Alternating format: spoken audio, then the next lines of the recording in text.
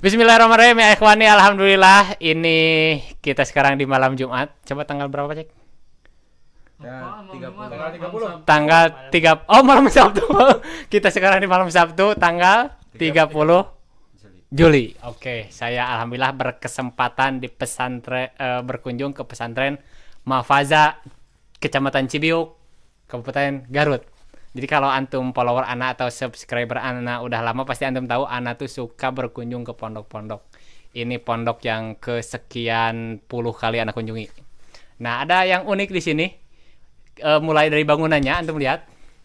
Ini kan, nah ini kita di lantai paling atas dan atap itu biasanya kosong, ini dipakai kamar.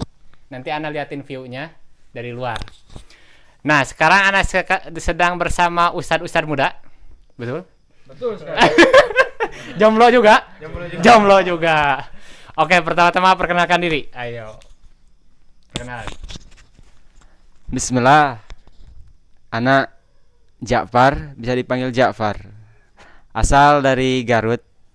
Tepatnya di Pamengpeuk lah, di Basisir. Oke. SMA di? SMA dulu pernah di Semarang, Jawa Tengah ya. SMK. Jurusan? Jurusan kelas 1 tahun. Ana di otomotif, Oke. kemudian pindah ke akuntansi dengan alasan tertentu lah. Oke. Dari SMK ke? SMK alhamdulillah ana ke Cibiuk Al-Furqon. Mahat Tahfidz. Mahat Tahfidz Al-Furqon. Oke, nanti kita cerita-cerita kenapa bisa gitu ya. Jadi ini potret Ana. Karena Ana dari SMK ke Aroyah. Tuh ini dari SMK ke Mahat Tahfidz. Nah, lanjut perkenalan. Perkenalkan, nama saya Jundur Rahman dari Cirebon, tepatnya di Kedawung. Kedawung. Lulusan Pesantren Islam Al-Irsyad. Lulus tahun Lulus tahun 2019. 2019. Kita 1 tahun. Ya, Ngajar di sini udah. ngajar sini 1 tahun. Oke, lanjut. Nama saya Tamim, panggilannya Tamim aja nggak apa-apa. Oke, aja. Saya sama, Ini dikit. saya seperti Sajundu, lulusan Pesantren Islam Al-Irsyad, Oke, Tenggaran. Tengaran. Tengaran tuh nama kecamatan, kabupaten. Tengaran itu nama kecamatan, Kabupaten Kabupaten Semarang. Oh, Semarang. Oke. Di sana saya dari SMP, SMA, kemudian pengabdian. Jadi 7 tahun lah, lumayan lama lah. Oke. Udah? Cukup lah. Jadi udah semuanya 1 tahun di sini ya? 1 tahun semua di sini. Oke, jadi bareng-bareng masuknya ke sini. Dan semuanya sebagai musyrif aja? Sebagai musyrif aja. Ada juga sih. Jadi setiap musyrif tuh ngajar juga, ngajar tajwid juga gitu di kelas-kelas. Jadi Antum semuanya ngajar tajwid di kelas? Iya. Oke, jadi musyrif ngurus santri di kamar iya. Terus halakoh di Al-Qur'an juga iya. Iya. Ngajar tahfidz juga. Iya. Ngajar Di tahfidz kelas. dan tajwid di kelas juga. Di kelas juga. Oke. Santri di sini berapa banyak kalau sekarang? Kalau sekarang jumlahnya 180. 180-an ya, unik. kurang lebih. Nantilah anak kasih PO-nya di luar ya, direkam nanti. Nah, karena antum sudah 1 tahun di sini dan antum sebagai musyrif dan belum pernah di pesantren lain ya? Ngajarnya? Belum pernah. Oh, belum pernah. Saya sendiri belum pernah. Belum Kalau pernah. musyrif pernah di Al-Irsyad Di sendiri. Al-Irsyad. Yang bertugas ngebangunin santri antum? Iya, musyrif. Oke, ngebangunin jam berapa? Di sini kita mulai halakoh itu sebenarnya jam 3 udah mulai halakoh. Oh. Jadi ya minimal 3:30 lah udah mulai, jam 3 kita mulai bangun-bangun. Habis itu jam 3:30 udah mulai halakoh. Santri semua udah harus ada di Darul Hufat semua. Oh, ada Darul Hufat, jadi semacam aula gitu. Tadi Sat. Iya. Oh, iya itu. Darul Hufat. Itu Darul Hufat namanya. Darul Hufat namanya. Tempat sholat ya. Jadi belum ada masjid di pesantren ini. Kita doakan sama-sama mudah-mudahan segera ada masjid. Amin. Amin.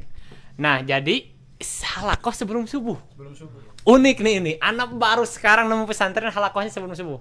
Jadi bangun nih jam 3. Itu mah sholat qiyamul lail masing-masing, gak berjamaah. Enggak berjamaah. Gak berjamaah, jadi masing-masing. Yang penting 3:30 harus ada di sana. Sudah di sana. Dan itu mulai halakoh. Setoran nggak? Itu Ya. sesi ke-1. Ada Jadi 3 sesi. ada 3 sesi sebenarnya. Setoran itu nggak Pak sebelum subuh? Setoran. Enggak. Jadi setoran itu dipersilakan oleh santri mau itu sesi 1, 2 dan 3. Oke. Yang penting bangunnya itu jam 3 pagi gitu. Jadi berarti ada yang store ada yang enggak? Ya, ada yang setor. Yang Gitu. penting di hari itu minimal sekali aja setoran. Ya. Oh. Cuman halakoh tetap Iya. Ini bisa dicoba nih. Jadi halakoh sebelum subuh mulainya. Bener bisa dicoba. Sesi pertama, sesi kedua kapan? Sesi kedua ba'da subuh Ba'da subuh sampai sampai jam 6. jam 6. Sesi 3 Sesi 3 dari ba'da maghrib sampai isya. 3 waktu halakoh Quran dan semuanya bebas mau setor kapan aja. Pilihan 1 2 3. Yang Kalau penting satu hari itu setor setengah halaman. setengah Paling halaman minimalnya. Paling minimal. minimal setengah halaman satu hari, oke. Kalau ada yang nggak setor gimanain? Kalau yang ada yang nggak setor paling dikasih konsekuensi apa tergantung itu musyrif halakohnya masing-masing. Oh, musyrif halakoh. Antum megang berapa santri? Kalau sekarang ya sekitar 18 lah. 18 satu halakoh ya. Apa ikop antum kalau ada yang nggak setor? Kalau kemarin itu jumlah halakoh ana itu sekitar 15 lah. Ana bikin perjanjian, pokoknya setiap dari antum harus setoran semua. Walaupun sampai selesai sesi 3 belum ada yang setoran, ana tungguin sampai setoran. Oh, jadi walaupun di luar sesi. Luar sesi. Dan itu selalu ada. Pernah nggak ada yang nggak setor? Ya beberapa dikit ada lah yang kelonggaran lah. Terus antum digimanain? Berarti besok Oh, antum besok tambah. double berarti. Oh, benar. Soalnya Belum ini sih belum pakai ikop sih. Belum pakai Tapi soalnya tahun ini kalau bandel-bandel ya. Antum gimana? Kalau ana sistemnya jadi setiap santri itu kan ana pengampu kelas 7, nggak semuanya bisa ngafal setengah halaman. Betul. Nah, jadi ana sistemnya bertahap. Yang penting satu hari itu dia setor berapapun barisnya. Yang penting setor gitu. Kalaupun dia nggak setor, ana tungguin gitu sampai dia setor. Di luar sesi juga Di boleh. luar sesi. Oke, antum. sama sih. Jadi gimana? Sama kayak Ustaz Tamim Ada gitu. belum ada hukuman apa-apa gitu kalau yang Hah? ada yang nggak setor? Belum. Oke. Itu masalah tahfidz. Kalau masalah kesantrian, antum suka dukanya apa selama 1 tahun ini? Dari antum aja dulu. Suka duka. Sukanya dulu. Antum ngurus santri ini sukanya apa? Masya Allah ya. Sukanya itu ya kita ketika bareng-bareng. Sekarang sangat terasa banget ketika nggak ada santri. Oh, iya. Biasanya kan kita majelas gitu makan-makan bareng. Majelis itu apa? Majelas tuh kayak Makan nggak jelas. kayak makan gitu bareng-bareng gitu. Oh, Kayak pakai daun bisa oh, gitu. Heeh. Oke. Kemudian kayak biasanya ada cerita-cerita kalau sebelum tidur, ada belajar juga. Sekarang terasa banget ketika Oh, tidak ada, ketika PJJ gitu. Oke, dukanya. Dukanya ya ketika santri susah bangun sih kadang gitu-gitu gimana lah. Iya, Pokoknya Ada cara antum punya cara sendiri ya buat ngebangunin? biasanya kalau anak ngebangunin 2 kali sih. 2 kali. Pertama ya biasa Oke, bangun bangun. disuruh duduk dulu. Suruh duduk. Sok 5 menit anak kasih waktu Oke. untuk apa pengumpulan nyawa ya biasanya. Iya. Nah, yang kedua kalinya anak yang susah angkat langsung Oh, gitu. diangkat. Bagus, Harus bagus. bangun pokoknya. Nah, Heeh. bagus. Soalnya ada kegiatan di halakoh sesi pertama Oke. gitu. Jadi ya teringat Anda juga dulu sempat juga memakai caranya, jadi dibangunin biasa, nggak bangun anak angkat sendiri gitu. Nah, antum gimana? Sukanya dulu. Suka dukanya kalau di pesantren itu banyak sekali yang mana nggak didapetin untuk orang yang SMA di luaran sana ataupun SMP atau gimana lah. Yang penting feel kebersamaannya itu dapat kalau misalnya sukanya tuh. Kalau dukanya ya kita juga kadang-kadang ya seperti biasa kayak susah bangunin atau dapat komplainan dari wali santri atau apa. Ya kayak gitulah biasa. Tapi insya Allah kalau dijalanin senang-senang aja gitu. Nah, kita dapat poin dari sini. Ada komplainan dari wali santri ya, dan ini hampir semua pesantren ada. Jadi bagi wali santri nih yang nonton nih, jangan banyak komplain gitu. Soalnya ngerasain kan Anda anak di rumah gimana? Ini satu ustadz ngurus 18, 30, ada yang 40 santri. Satu ustadz ngurus begitu. Terus Anda komplain. Jadi kurangi komplain Anda, atau kalau mau komplain tolong baik-baik, karena ada beberapa wali santri yang komplainnya tuh bener-bener jeger. Kan? Jadi bener-bener gimana sih? Pokoknya seakan-akan kita tuh gak berharga gitu. Kan ada kan? Nah, tolonglah wali santri gitu ya. Ini curhatan kami sebagai ustadz di pondok nih. Tolong hargai mereka. Jadi kalau mau komplain yang baik dan benar. Dan video ini silahkan Anda share ke wali santri ya. Kalau antum santri, share ke orang tua antum. Jadi Gimana? gini maksudnya, komplain dari wali santri itu maksudnya kita juga di sini kan insya Allah mengemban amanah kan. Oke. Bukan berarti kita asal mengemban amanah ini, kita juga semaksimal mungkin ngelakuin gitu. Adapun misalnya selebihnya yang mau perhatian banget betul sama santrinya itu kita nggak bisa, karena kita di sini banyak banget santrinya. Nggak mungkin kita satu persatu satu perhatiannya full ke santri itu. Jadi kita membagi-bagi perhatian. Dalam masalah itu maksudnya komplain ini ya komplain jadi pengen anaknya itu betul-betul diperhatikan betul. Maksudnya gitu. Oke, lanjut. Sukanya Kalau suka Ana selama di pondok ya selama jadi musyrif lah. selama jadi musyrif. Selama sabar. Ya jadi kita itu di sini ya bareng-bareng lah ya. Oke. Kita melakukan apa-apa mulai dari bangun tidur sampai tidur lagi itu kan bersama santri. Kalau misalnya di rumah-rumah biasa tuh kita malah nggak dapet feel kayak di pondok kayak gini kan. Di pondok kayak gini kita bener-bener sama temen terus lah. Apalagi kan Ado Ana dulu kan SMA. Aduh itu apa? Nah, Ado itu ya anggota kamar gitu. Jadi Ana sama anggota halaku Ana tuh cuma bedanya 2 tahun lah. Jadi ya kita udah kayak temen aja gitu, malah seru-seruan aja di kamar gitu mah. Kalau yang dukanya ya mungkin beberapa dari mereka kan adalah yang nggak sopan gitu mah pasti ada gitu. Tapi ya kita mah dibawa dari umum juga. Nah, ya dari umum juga. Jadi ya kita mah dibawa santai aja lah. Dibawa santai aja ya. Santai aja. Atau waktu antum jadi santri juga begitu gitu. Nah, ya makanya bisa dimaklumi gitu. Iya. Iya. Jadi memang kalau ada misalnya ustadz muda yang di sini nonton juga nih, kita tuh seringnya ngomong gini misalnya, santri zaman sekarang atau murid zaman sekarang misalnya gak beradab, misalnya kan gitu. Padahal kalau kita pikir lagi, kita ingat-ingat lagi, mungkin kata-kata itu juga yang dikatakan oleh guru kita. Nah, iya. Bener gak? Kan kita, wah santri zaman sekarang, loh itu juga guru antum juga mungkin kayak ngomong kayak gitu, antum aja yang ngerasa nakal kan gitu. Jadi ya bisa jadi ini adalah balasan antum. Jadi antum pas jadi santri nakal, terus antum pas jadi ustadz dinakalin, ya balasan antum sendiri yang berbuat nakal ke guru, ya insya Allah jadi kafaroh ya, penghapus dosa. Gimana? Ayo. Jadi bukan berarti santri itu nakal sama ustadz. Mungkin ada kayak istilahnya kurang paham satu sama lain. Miskomunikasi. Ada juga kayak gitu. Dan bisa juga ustadz atau santrinya ini belum kenal 100% gitu. Jadi santrinya ini nganggapnya ya kayak orang biasa gitu, belum terlalu dekat, belum mengenal dekat. Tapi kalau insya Allah kita saling membersamai, saling mengayomi bersama-sama, insya Allah kita terbuka dan insya Allah kayak istilahnya sopan-sopan gitu udah mulai gitu kalau kayak gitu. Oke, bagus. Antum kan jomblo, pernah taruh gak? Wah, belum nyampe sana namanya. Belum, antum? Belum itu mah. Belum, antum? Proses. Oh, proses. Alhamdulillah.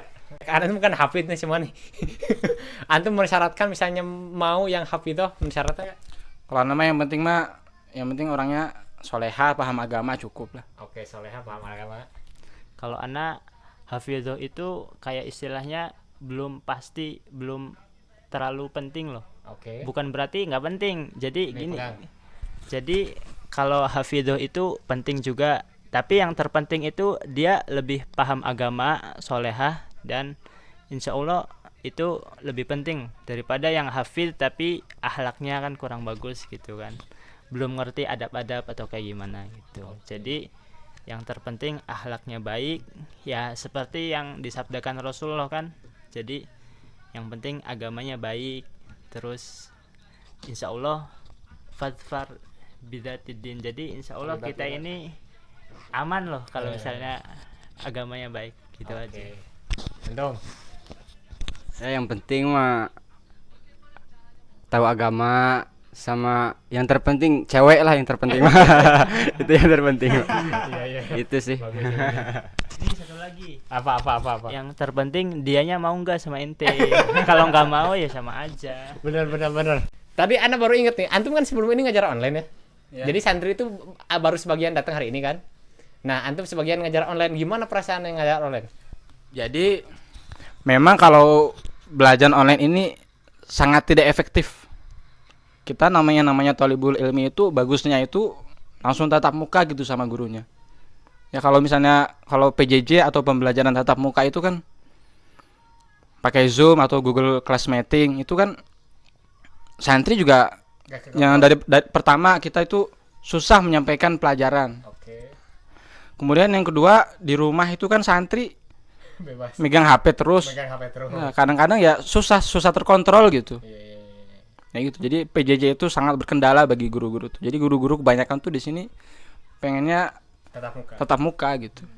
Lanjut. Ngajar online gimana? Kalau ngajar online atau offline sebenarnya paling efektif itu pondok pesantren itu ngajar offline, yang mana namanya juga pondok pesantren, yang itu diajarkan tentang pendidikan adab atau dan ilmu agama dan selain-lainnya. Nah, yang mana adab itu lebih diutamakan. Gimana kalau offline kita memantau adabnya kan kayak gimana. Terus juga kalau pesantren di online gimana ceritanya? Pesantren tapi online di rumah kan. Jadi kayaknya masih, apalagi pesantren kan harus ini dididik dari segi akhlak kayak gitu Mas. Ini dari keempat ini yang paling cocok dijadiin jodoh ini kayaknya ini nih. Ana saranin ke antum yang lihat dari kata-katanya tuh. Emang sih kalau ngebandingin online sama offline mah sangat jauh banget dari segi efektivitas, apalagi dari segi pengajaran tentang adab. Betul kata Mas Jun barusan. Mas John. Sangat tidak efektif begitu. Dan peluang kebebasan itu sangat terbuka banget kalau kita online gitu. Oke. Gitu aja sih. Kenapa kami agak kebingungan? Karena kami pas jadi santri gak pernah ada ceritanya belajar online, bener gak? Betul. Iya. Jadi, ini tahun Covid ya ngajar online. Aduh. Kita soalnya pas belajar gak ada yang namanya belajar online. Nah, terus ada yang unik nih di Mas siapa? Mas De Jafar. Mas Dede Japar ini.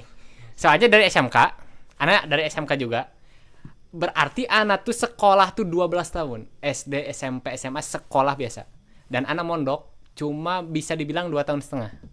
Antum berarti di sekolah kan 12 tahun juga kan? SD, SMP, SMA. Mondok cuma berapa tahun? 2. Nah, mondok cuma 2 tahun, sekolah 12 tahun, jadi ustadz. Nah, nah gini nih, coba bandingin sekolah umum sama pesantren. Walah, sangat jauh banget. Sangat jauh banget. Bisa disebutin. Dari segi Misalnya nih ada yang nonton nih biar mereka terinspirasi, oh mau masuk pesantren aja nggak gitu. Oke. Dari segi agama pokoknya. Wah, udah jauh banget. Kemudian kalau sekolah di luar, wah itu kebebasannya sangat Serem sekali ya. sangat tidak terkontrol sekali. Oke. Wah, banyak pokoknya. Kayak pacaran, apalah, mabuk-mabukan dan sejabanya. Kalau insya Allah di pesantren semuanya terkontrol. Betul. Karena emang kita terjaga gitu. Kalau ada yang melanggar contohnya bisa langsung dikeluarin. Iya. Itu sih. Oh, itu.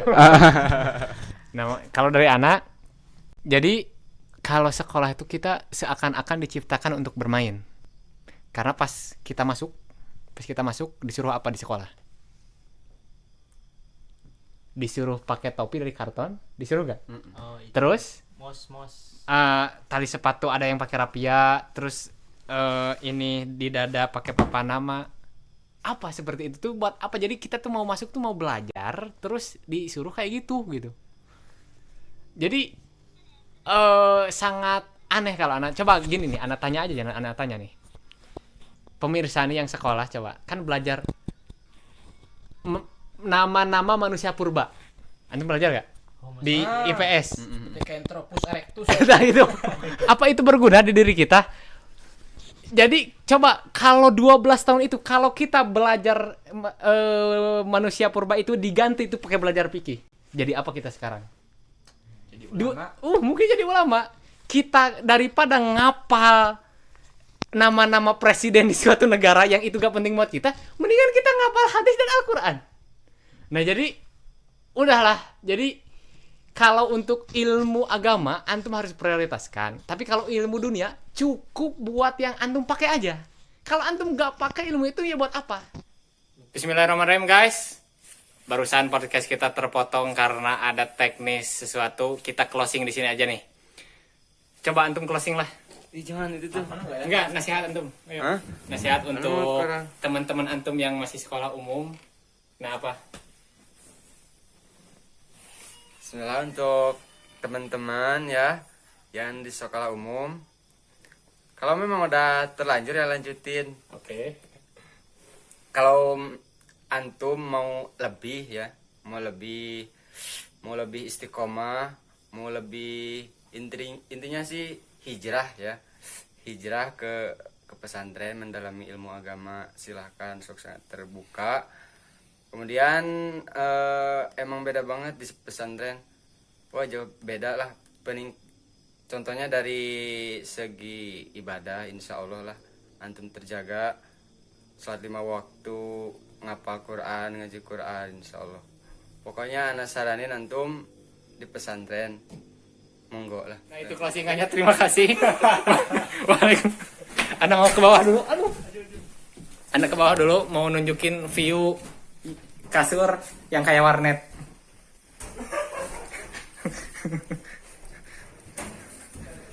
Nah ini unik guys. Anda baru menemukan pesantren seperti ini. Ini pesantren loh. Antum lihat seperti warnet kan? Nah, kita lihat apa dalamnya. Kira-kira apa? Nah, kasur.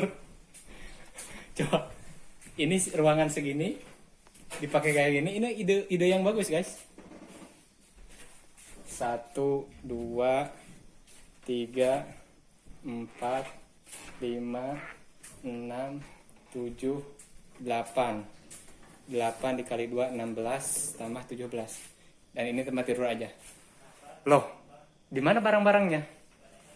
Nah, ada locker di ruang lain. Ini locker mereka, satu orang dapat satu. Sebaris ini dapat dua pintu. Emang cukup? Harus dicukup-cukupin, kata musyrifnya. Nah, jadi mudah-mudahan ini menginspirasi orang-orang yang bangun pondok yang